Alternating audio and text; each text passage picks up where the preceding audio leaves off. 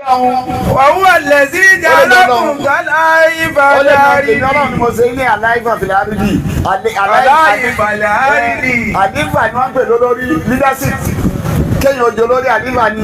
Ẹni jẹ gómìnà àlífà ni. Ẹni jẹ mínísítà àlífà ni. Ẹni jẹ kílẹ̀ ń jẹ. Ẹni jẹ president àlífà ni. Ẹni jẹ speaker àlífà ni. Ẹni jẹ pamsec àlífà ni. Ẹni jẹ imam àlífà ni. Ẹni jẹ chairman àlífà ni. Gbogbo omi tó ọba jẹ. Aláìbá dárí. Èmi mo foyín ṣe olórí lórí ilẹ̀. Wọ̀rọ̀ bá dọ̀kun bá ní ìdárayá.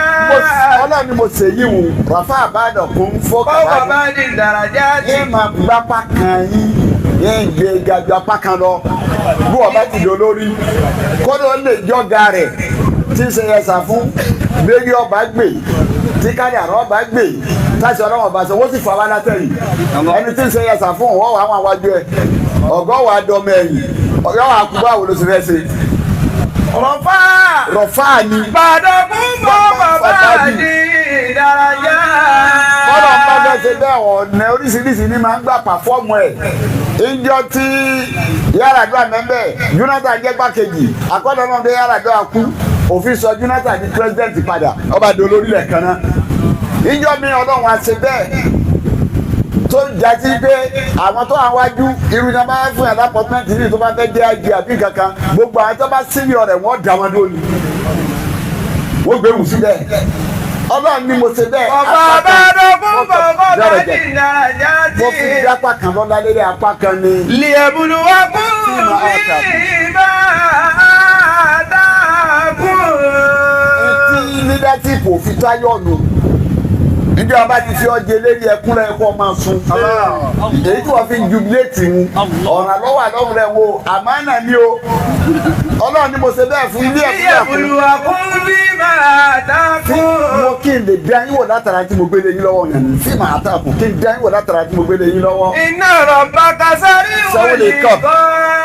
Ọlọ́run nítorí Rabbaka ẹ̀mí ọlọ́run bá yín ni. Sari'ul iqab. Mo yára láti fìyà jẹ̀yàn. Àlẹ́kọ́ mo yára láti gbẹ̀san ló fi rí àwọn tó dó lórí kan lánàá aṣọ rẹ̀ ní ìsìn pàṣẹ lẹ́yìn ni.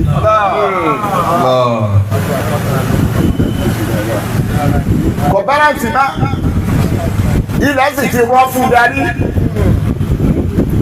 àmọ́ àmàna tó lọ ń gbèrú lọ́wọ́ kò rí darí ọlọ́ni àkímà rẹ náà nù gbogbo bí tó wá gun mọ́tò dé wá bẹ̀rẹ̀ sí máa fẹsẹ̀ ní débẹ̀.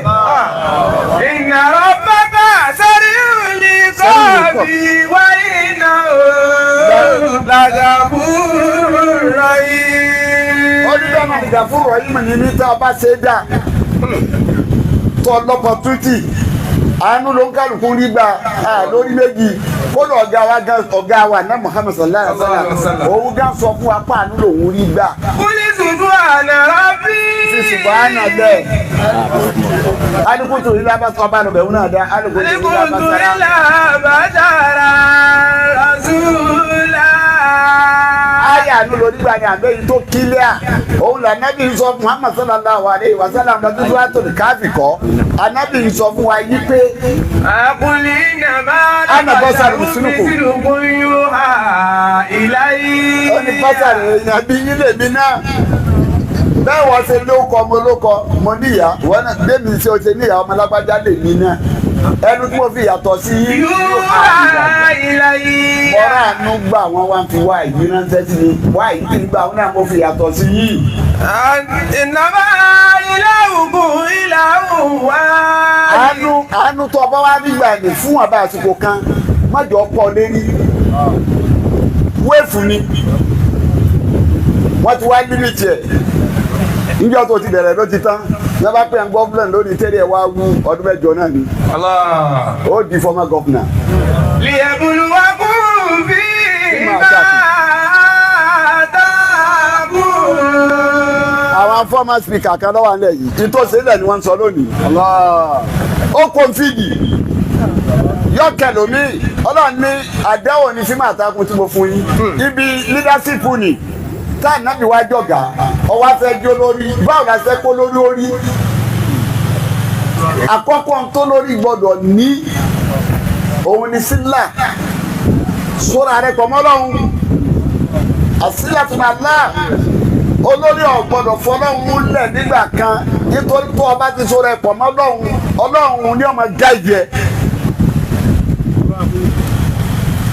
ok láàrin ìtọ́kàtà ẹ̀kọ́ ṣe ni ìtọ́kàtà ẹ̀kọ́ ṣe ni.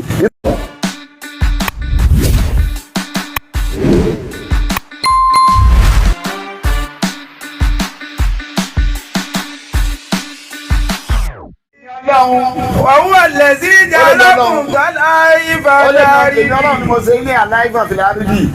aláìbàlẹ̀ àrídì. àdìbà ni wọ́n pè lórí leadership kéèyàn ojú olórí àdìbà ni ẹni jẹ gómìnà àdìbà ni ẹni jẹ mínísítà àdìbà ni ẹni jẹ kílẹ̀ ń jẹ ẹni jẹ president àdìbà ni ẹni jẹ speaker àdìbà ni ẹni jẹ pamsec àdìbà ni ẹni jẹ imam àdìbà ni ẹni jẹ chairman àdìbà ni gbogbo omi tó ọba jẹ. tọ́lá ìbàlẹ̀ àrídì. èmi mo foyín ṣe olórí lórí ilẹ̀. wọ̀rọ̀ bá dọ̀kun bá ní ìdárayá. ọlọ́run ni mo ṣe yí wò rafa àbádọ̀kun fọ́kàn bá ní ìdárayá. ẹ máa gbapá kan yín yẹn gbé gàdú apá kan lọ bí ọba ti di olórí kódò lè jọga rẹ̀ tí ń ṣe ẹ̀sà fún bẹ́ẹ̀ni ọba gbè tí kádàrá ọba gbè táṣì ọlọ́wọ́n ọba sọ wọ́n sì fọ abá látẹ̀yìn ẹni tí ń ṣe ẹ̀sà fún ọ̀wọ́ wà wọn àwájú ẹ̀ ọ̀gọ́ wà dọ́mọ ẹ̀yìn ọ̀gọ́ wà kú báwo ló ti fẹ́ ṣe. rọ̀fà ni. bàdàkùn bọ́ bàbá ní ìdárayá. bọ́lá ń bá bẹ́ẹ̀ ṣe bẹ́ẹ̀ ọ̀nà oríṣiríṣi ni máa ń gbà pàfọ́ọ̀mù ẹ̀. ìjọ tí Yar'Adua mẹ́mbẹ́ Jonathan jẹ́ gbákejì àkọ́dọ̀ náà dé Yar'Adua kú òfin sọ Jonathan di president padà ọba dolórí rẹ̀ kan náà. ìjọ mi ọlọ́run á ṣe bẹ́ẹ̀ tó jásí pé àwọn tó wà wájú irú iná bá fún yàrá pọtumẹ́ntì ní tó bá fẹ́ dé àjẹ àbí kankan gbogbo àwọn tó bá sílẹ̀ rẹ̀ wọ́n dà wọn lónìí wọ́n gbé wù sílẹ̀ ọlọ́run ni mo ṣe bẹ́ẹ̀. ọba abádọ́gún bọ̀bọ̀ bá ní ìdárayá tí. mo fi di apá kan lọ́la lérí apá kan ni. lìyẹ̀bùlù wá kún bí bá dákún. etí leadership òfin táyọ̀ nù níjọ́ ọba ti fi ọjẹ́ lérí ẹkún rẹ̀ kọ́ máa sun èyí tí wọ́n fi jubiléètì mu ọ̀ràn lọ́wọ́ àlọ́run rẹ̀ wo àmánà ni o ọlọ́run ni mo ṣe bẹ́ẹ̀ fún ilé ẹ̀kún rẹ̀ fún. ìyẹ̀bùlùwà kún bí máa dákún. mo kí n lè dá yín wò látara tí mo gbélé yín lọ́wọ́ yẹn ní fíìmù àtàkùn kí n dá yín wò látara tí mo gbélé yín lọ́wọ́. iná rọ̀bà kasari wòlíì kọ́. ọlọ́run nítorí rọ̀bà tẹ̀mí ọlọ́run bá yín rìn sọ́rí wòlíì kọ́. mo yára láti fìyà jẹ̀yàn àlẹ́kọ́ mo yára láti gbẹ̀san ló fi rí àwọn tó jó lórí kan lánàá aṣọ rẹ̀ ní ìsín pàṣẹ lẹ́yìn ni.